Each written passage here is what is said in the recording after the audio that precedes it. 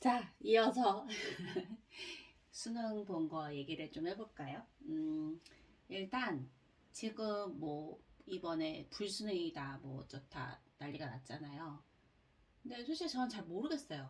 그러니까 제가 생각할 때 이게 물수능이다 불수능이다 이번이 뭐 시험이 쉬웠다 어려웠다 얘기할 수 있는 자격이 저한테 없는 것 같아서 그래요. 왜냐면 음, 전체적인 문제를 이렇게 위에서 내려다 보고 아 이거는 이만 하니까 지난번보다 전체적으로 어렵다, 쉽다, 뭐 적당했다라고 얘기를 할 수 있으려면 적어도 수능 1등 수능 1등급 만점에 가까운 점수를 가진 사람들이어야 그런 음, 분석이 가능하다고 생각하거든요. 판단이 가능하다고 생각을 하거든요. 그렇지 않고서야 뭐 그게 어려웠는지 뭐 쉬웠는지 어떻게 정확하게 알겠어요.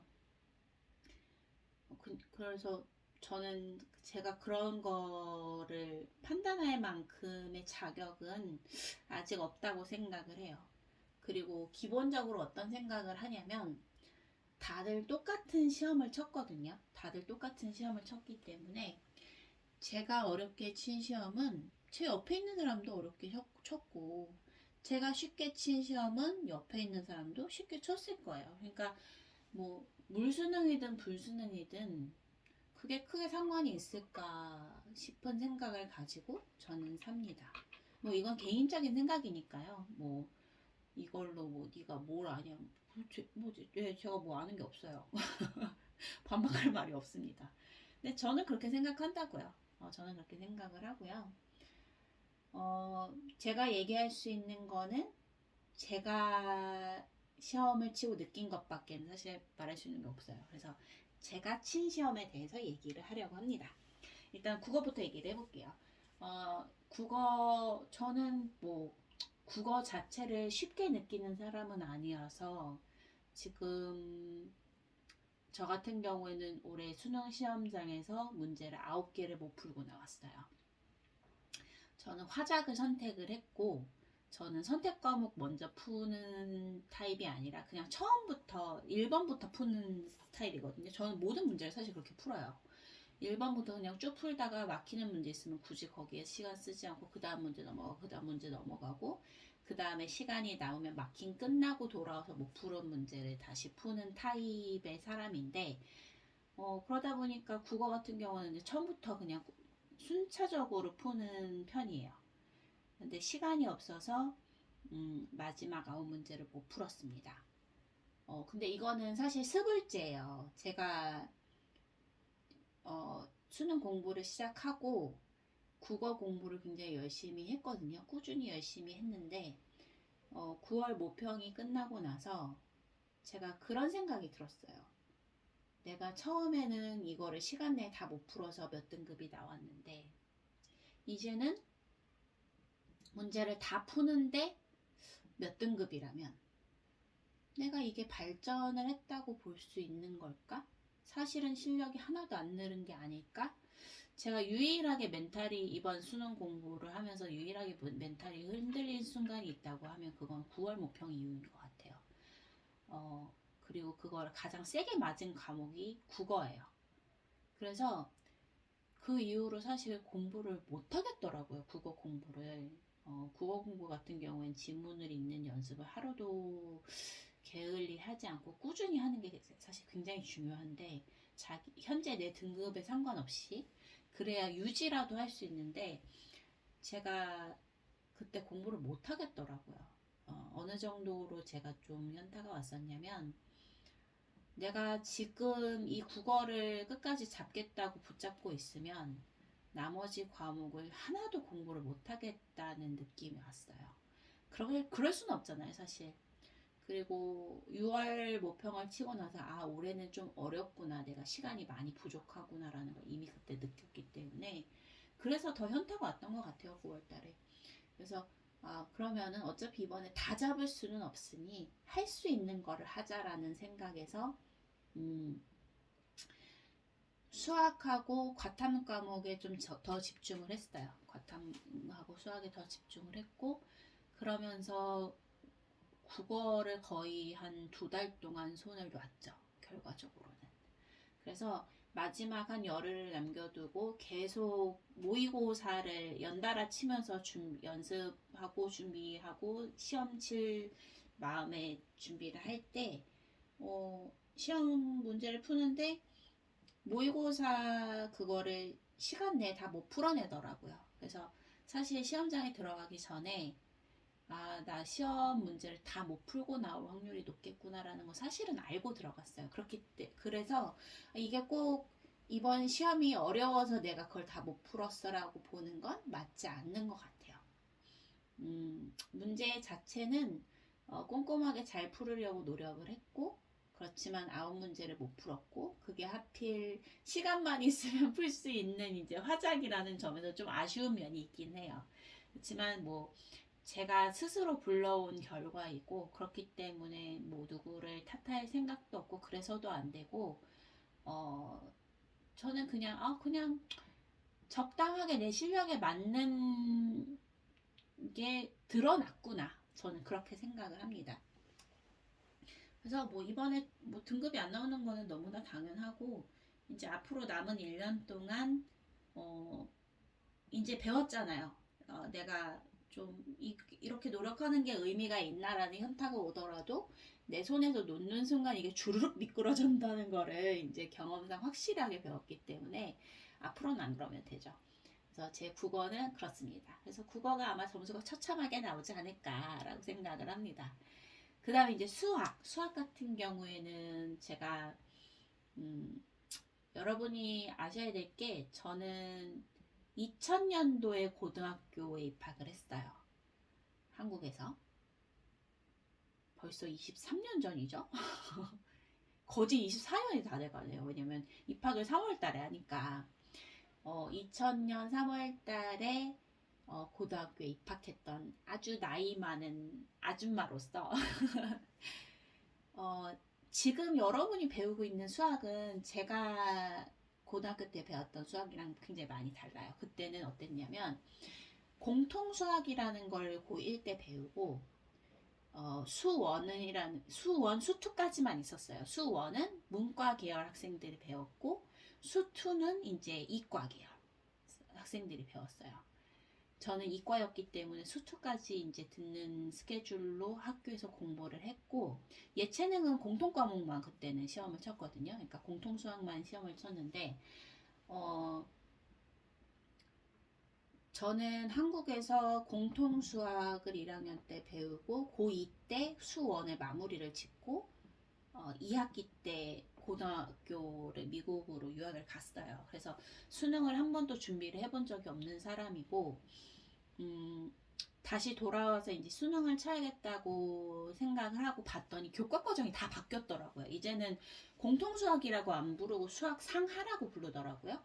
그리고 저희 때 이제 수학 1, 2에서 배웠던 내용을 나눠서 지금 교과 과정에서 1, 2로 들어가고, 거기서 이제 확통, 기하, 미적분을 따로 빼서 선택 과목으로 넣었더라고요. 그러니까 이게 어디서부터 어디까지가 뭐고라고, 어디서부터 어디까지가 이거다라고 얘기하기가 어려울 만큼 교육 과정이 굉장히 많이 바뀌었어요. 그래서 다 뒤섞였고, 또 제가 예전에 공부했을 때는 저는 2002년도에 시험을 치는 학년이었기 때문에 그때 시험 문제를 보시면 아시겠지만 지금보다 훨씬 쉽잖아요, 문제가.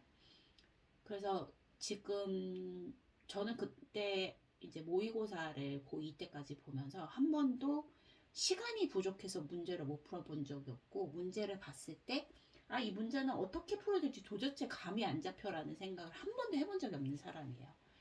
그런데 이번에 정말 제가 겸허해지는 경험을 많이 하는 게, 모르겠는 거예요. 이게 수학이 너무 어려워졌고 교육과정도 바뀌고 그러다 보니까 처음부터 다시 다 배워야 되는 거죠. 근데 그거랑 상관없이 워낙 공부한 지 오래 됐기 때문에 저는 처음부터 이제 수학 상하부터 훑긴 했거든요. 수학 상하를 훑고 그 다음에 수1, 수2 미적분 훑고 그러고 나서 현우진 선생님 노베 클래스 중에 지금은 이제 노베가 두 가지가 더 나왔는데 올해 초만 하더라도 노베 하나밖에 없었잖아요. 그 중학교 도형. 그것부터 듣고 시작을 했어요. 굉장히 큰 도움이 됐고 모든 사람에게 진짜 200배 추천해요. 너무너무 도움이 되는 강의인데 그렇게 했기 때문에 제가 사실 수학 점수가 처참하리만큼 안 나오고 있었어요. 저는 수학 점수를 80점 미만을 살면서 한 번도 받아본 적이 없는 사람인데 모의고사 보면은 굉장히 낮게 나오는 거예요. 굉장히 낮게 나오고 공부를 해도 점수가 딱히 오르지 않고 근데 마지막까지 수학을 놓지 않고 진짜 집요하다면 집요하게 공부를 했더니 마지막에 한 15점 정도가 확 오르더라고요. 그 상태에서 시험을 치러 갔는데 제가 볼 때는 비슷하게 나온 것 같아요. 문제를 풀면서 3점짜리 문제는 거의 다 풀었고요. 모의고사를 볼 때 어떤 시험지에서는 3점짜리는 다 풀고 4점짜리는 못 풀거나 아니면 3점짜리 중에 한두 개를 못 풀고 4점짜리를 한 두어 개 풀거나 뭐 이런 게 이제 시험지마다 조금씩 다르긴 한데 딱 그 정도 수준이거든요. 지금 제 수능 수학 실력은. 그런데 이번에도 그렇게 봤어요. 3점짜리 문제 공통 과목에서 한 문제를 못 푼 것 같고 미적분에서 한 문제를 못 풀었나? 다 풀었나? 아무튼 미적분은 좀 더 잘 풀었던 것 같아요. 아무튼 그리고 4점짜리 조금 풀었고 그렇기 때문에 뭐 대충 어느 정도 나올 거라는 예상이 되고 제가 풀어봤던 모의고사나 기출문제에 비해서 확실히 더 어려웠다? 그런 느낌은 없어요. 그냥 뭐 내 수준대로 나왔구나. 딱 그 정도 느낌이에요. 그리고 영어는 이번에 37번인가 36번인가 문제가 제가 조금 헷갈리긴 했어요. 근데 그거는 제가 그때 시험 시간이 얼마 남았는지 확인할 수 없고 대체 바로 전 영상에서 얘기를 했듯이 제 시계에 문제가 생겨서 엄청 당황을 했던 상황이라 사실 집중을 못하고 읽었거든요. 그래서 이거 왜 갑자기 안 풀리지? 거기서 한 번 더 당황을 했죠.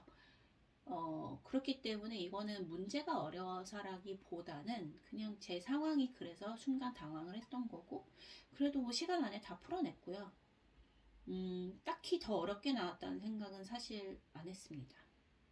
네, 영어 같은 경우에는 제 의견이 타당한지 잘 모르겠는 게 저는 영어를 굉장히 오랫동안 사용하고 그걸로 대학 공부까지 한 사람이기 때문에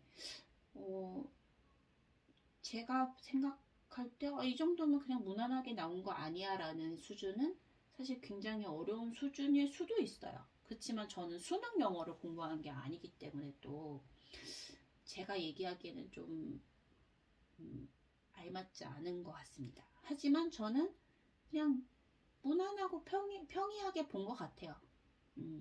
그리고 그 다음 한국사는 뭐 항상 찍으니까 한국사는 저는 공부를 안 하고 있고요. 찍어서 뭐 시험이 잘 나오면 1등급도 나올 때가 있고 9평은 1등급이 나왔거든요. 9평은 1등급이 나왔고 다른 때는 뭐 5등급 나올 때도 있고 3등급 나올 때도 있고 2등급 나올 때도 있어요. 그냥 그건 운에 따라 많이 바뀌는 것 같아요. 왜냐면 찍으니까 잘 모르겠습니다. 그리고 과탐은 제가 화원하고 생원을 지금 선택해서 듣고 있는데 화학원은 사실 기본 문제들 이렇게 쭉쭉쭉쭉 나가야 되는데 그러지 못했어요. 6번 문제가 제가 탁 걸려가지고 하다 거기서 시간을 좀 많이 잡아먹혔고 그래서 결과적으로 생각보다 더 많이 못 풀고 나왔어요. 지금 제 화학 수준이 어떠냐면 저는 이제 대학에서 생물을 공부를 했기 때문에 기본 이제 일반 화학이나 일반 생물 이런 거는 다 공부를 했거든요, 대학에서. 그렇지만 한국 수능은 이 접근 방식이 전혀 다르기 때문에 저는 그냥 처음부터 다시 공부를 하는 거라고 보시면 돼요, 여러분도. 근데 화학 같은 경우에는 한국 수능 문제는 미국 일반 화학에서 요구하는 문제 수준보다 훨씬 높습니다. 훨씬 어려워요. 문제가 진짜 말 그대로 네가 얼마나 어려운 문제까지 풀 수 있니를 테스트를 하는 거지. 네가 이 개념을 정말 정확하게 이해하고 있니를 꼭 테스트하는 거는 아니라서 그 문제 유형에 익숙해지고 이런 건 이렇게 풀어야 된다는 거를 저도 이번에 다시 배운 거거든요, 사실은. 그래서 지금 제 수준은 시간이 있으면 문제를 몰라서 푸는 거는 거의 없을 수준이 됐어요. 이제 모의고사를 한 3개를 보면 그 중에 한두 개 정도 모르는 문제가 나오는 딱 그 정도 수준이 됐습니다. 그러다 보니까 이 모든 문제를 시간 안에 푸는 능력은 아직은 없어요. 이거는 이제 제가 나머지 1년이라는 시간 동안 만들어내야 되는 능력인데, 그래도 추론형 문제를 빼고는 다 이제 풀었어야 하는데, 그러지 못한 거죠, 이번에. 그래서 그게 좀 많이 아쉬워요. 딱 절반 풀고 나왔어요. 시간이 엄청 빨리 가더라고요. 그리고 생물 같은 경우에는, 그러니까 생명과학원 같은 경우에는,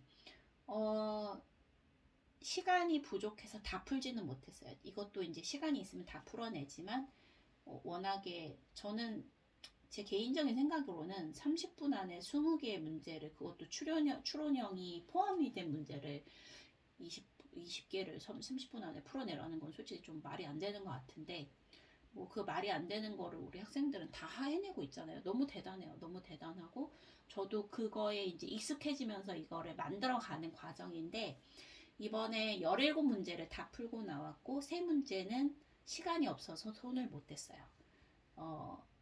뭐 저는 원래도 뭐 문제를 막 엄청 빨리 푸는 편은 아닌데, 아는 문제는 고민하지 않고 쓱쓱 풀으면 사실은 그 시간 안에 다 풀 수 있는 문제들이라서, 쉽게 말하면 이거를 쓱쓱쓱쓱 뭐 아무런 문제 없이 쭉쭉 풀어나갈 만큼의 실력은 없는 거죠. 거기에 이제 익숙해지는 연습을 해야 되는데, 아무튼 그렇습니다. 그래서 그렇게 풀고 나왔어요. 그래서 저는 생각하기에 제 실력만큼 풀었다고 생각을 하고, 시험이라는 건 그래요.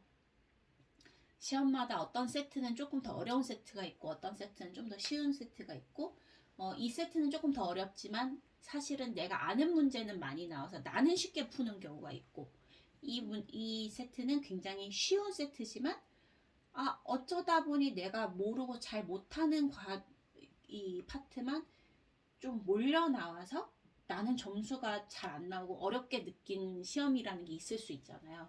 그래서 저는 좀 시험이 쉽다 어렵다라고 얘기하는 게, 객관적으로 얘기하기는 굉장히 어려운 부분이 많다고 생각을 하고, 아무리 객관적으로 얘기를 해도 내가 어려우면 어려운 거고요. 내가 쉬우면 쉬운 거거든요. 그래서 크게 의미는 없다고 생각을 합니다. 그래서 저는 이번 시험을 꽤 만족스럽게 봤어요. 그냥 제가 할 수 있는 만큼을 다 하고 나왔고, 그래서 꽤 만족스럽고, 그래서 이제 내가 어느 정도인지 확실하게 확인을 했으니 저는 그 다음을 준비하면 된다고 생각을 합니다. 그래서 그것 때문에 시험 치고 바로 다음날 아침부터 공부를 한 거고요. 뭐 제 채널을 꾸준히 보시고 이제 같이 공부해 주시는 분들은 아시겠지만, 제가 오전 5시에 첫 라이브를 하잖아요.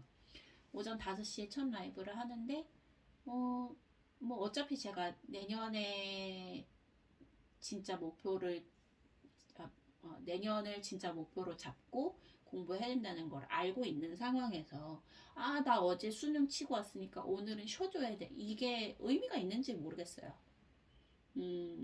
사실 요 11월 마지막 2주, 12월 한 달, 요 6주라는 시간이 굉장히 소중한 시간이거든요.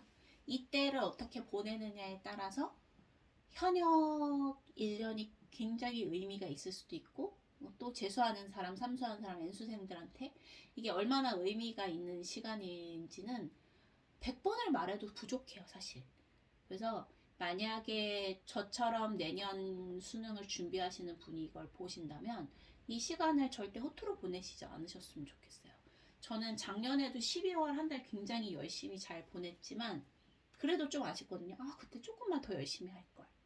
물론 제가 일을 하고 있고 더 이상 할 수 없는 여러 가지 이유가 있었기 때문에 그 이상을 못하는 것도 있지만 또 오늘 이만큼 했으니까 좀 더 쉴까 하는 마음에 더 할 수 있는데 못한 날도 분명히 있었거든요. 그런 날들이 수능 당일이 되면 되게 그때 이렇게 할 걸 하는 후회로 남을 수밖에 없어요.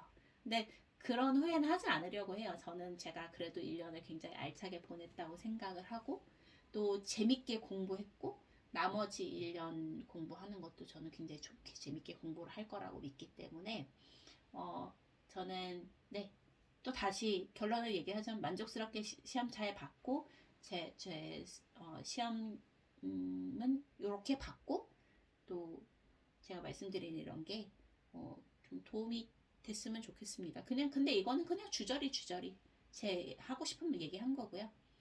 네. 그래서 시험 잘 보고 돌아왔습니다. 내년에 또 보러 갈게요.